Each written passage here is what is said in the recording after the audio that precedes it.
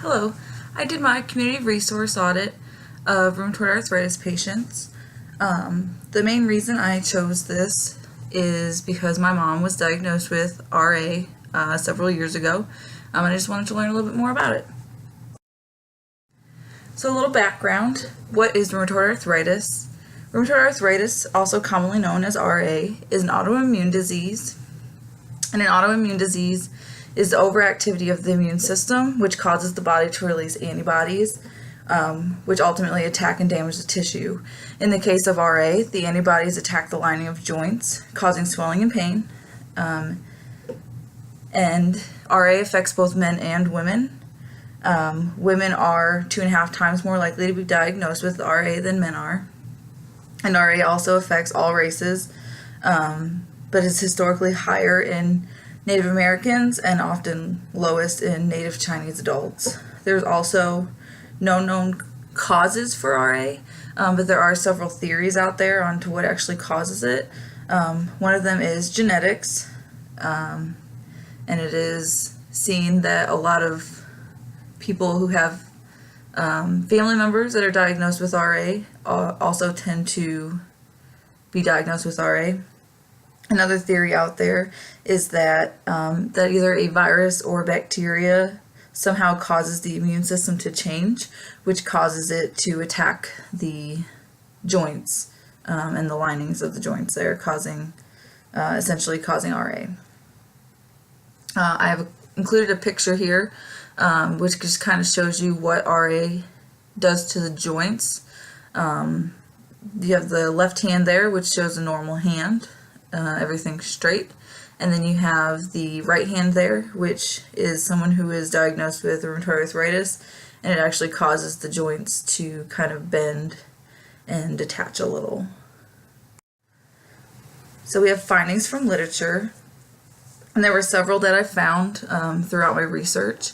One of them was preferred method of receiving information.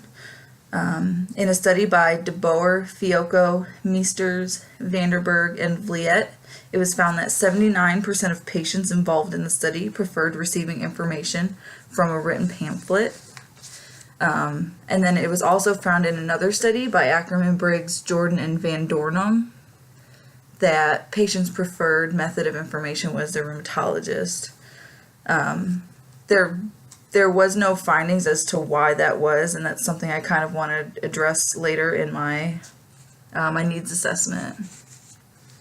Another finding was the desire to be involved in treatments, and that was found in a study by Naomi, Dayton, and Hammond, that there is a high desire to be involved in the treatment decisions, which tends to be highest with younger adults that are diagnosed with RA, and it tends to we tend to see a decline as the disease gets worse and patients get older. Another finding that I did find in the literature was that a lot of patients believe that their information needs are not being met.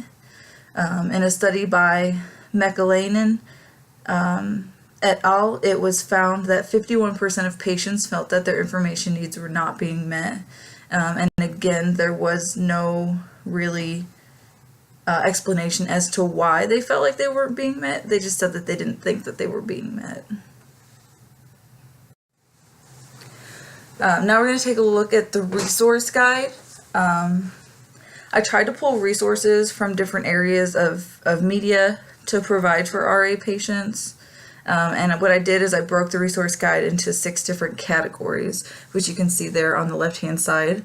So I broke it down into databases, social media and blogs, organizations, newsletters and magazines, journals, and apps. And we're going to talk about just a few of the different resources that I found. And what I tried to do is I pulled one from each different category. So on the right hand side there we have different resources. The first one, which is Clinical Key, is a database. It's a search engine that makes searching easy and is available in 4 different languages. And what this source does is it allows patients and physicians to access a multitude of sources in a variety of formats. And then we have Rheumatoid Arthritis Warrior, which is a blog, and it's run by a woman that was diagnosed with RA in 2006. And what she does is she shares her stories about her condition and personal struggles. And she also even provides recipes that she feels like maybe helps with her diet and helping her RA. And this is a good resource for RA patients because it gives them that social support they need, and it allows them to reach out to other patients that have the same issues and problems that they're seeing with their RA. The next one, which is Arthritis Introspect, is an organization. It is a non-profit organization, and it allows adults with RA to interact with other adults with RA. And what they do is on their website, they do provide like videos and stuff, but they also hold a conference every year for people to come out to so they can meet other patients and just learn about any new breakthroughs or treatments or anything like that with RA. So this is also a good resource because just like the Rheumatoid Arthritis Warrior, it allows them it gives them that social support that they need. The Rheumatologist and the Journal of Rheumatology. The Rheumatologist is a magazine, and the Journal of Rheumatology is obviously a journal. Both of them are print. They can also be accessed online, so it kind of gives patients that option. It does allow them to keep up to date on any new breakthroughs or with treatments or anything like that. It keeps them up to date on all of the information with RA. And then finally we have RA Helper, which is an app for a cell phone, and it can be accessed through either an Apple phone or Android. And what this does is it allows patients to track their disease, which is very helpful in some instances because they can see how the disease is progressing, if it's getting worse, if the treatments are helping. And it also gives them a log so that they could take and show their physicians, this is what's happening, this is what I'm seeing. So it kind of lets them just see, how their treatments are working, how the disease is progressing, and all of that. So that brings us to the needs assessment plan. And we'll start with research methods. I decided I would use a questionnaire because I found that it was the easiest to do, and that I didn't have to physically be present for physicians and patients to fill that out.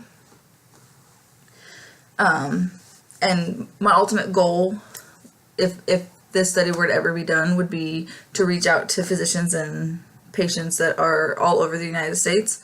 And by doing a questionnaire, it allows me to be able to either physically mail a paper copy or email the questions out to the physicians and the patients, and then have them get that back to me without me having to travel all over. Now, with the questions, most of the questions that I came up with are mostly open-ended, and will actually be addressed on the next couple of slides. So with the data analysis, my ultimate goal is to compare the patient's answers with the physician answers when it comes to how they feel about information needs being met and all of that.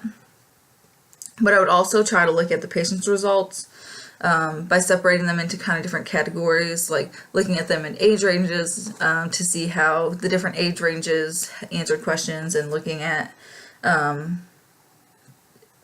race and how different races answer the questions, as well as kind of separating it into disease length and seeing how someone early on in the disease is answering the questions as opposed to someone who was diagnosed 10, 15, 20 years ago, how they're answering the questions. That takes us to the questions. I separated them into two categories. I have one that is for a physician questionnaire and one that is for the patients. So you can see on here, I asked a couple different questions. Do patients often ask you about information they have sought on their own? If yes, roughly how often and what kind of information do they usually talk about? 2, what kind of information do your patients ask about the most? 3, what kind of resources do you provide for your patients? And 4, do you think that there is more you can do to make sure that information needs of your patients are being met? So I tried to focus the questions around their information needs, how they provide information to their patients, and how how their patients kind of respond to them about information they've found. I also asked for how long they've been a physician and where the location is so that I can kind of look at geographically how physicians are answering these questions, as well as how a newer physician is answering them versus a physician that's been in the field for a while. So now I also have the patient questionnaire. I ask a couple different things about demographics. Race, age, and gender are all circles. They just circle one, and they can choose to not answer if that's how they feel. And I also ask about education level and duration of disease.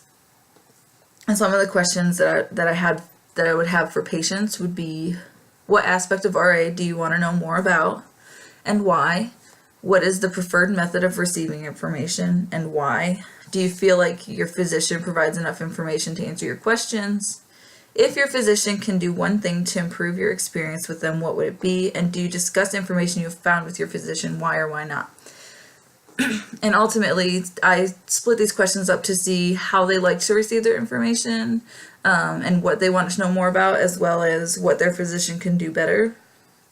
And I want them to answer like the why part, because like some of the studies I talked about earlier, they gave us these statistics that, patients don't believe their needs are being met, but they didn't explain why, and that's kind of what I want to know is why and how we can actually make that better. And then I also have another section where I would ask the patients to rank how they prefer their sources to be given to them, and then also having to list an additional comments or concerns. So if y'all have any questions or comments, please feel free to reach out, and I'll do my best to answer any of your questions. Thank you.